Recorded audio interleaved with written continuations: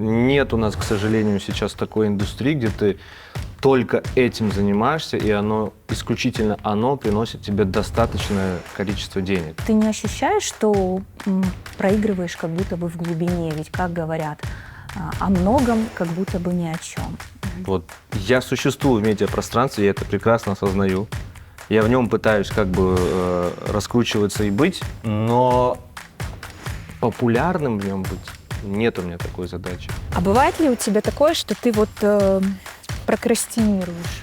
Я реально в какой-то момент, наверное, с каким-то возрастом, там, 30+, осознал, что если ты сейчас какие-то вещи не сделаешь, скорее всего, ты их уже не сделаешь вообще. В процессе ты всегда хочешь добиться какого-то идеального результата. Да. Но просто я понял, что это, наверное, не совсем достижимо. Приблизиться к этому можно, но сделать что-то идеальное, как по мне, только тебя тормозит.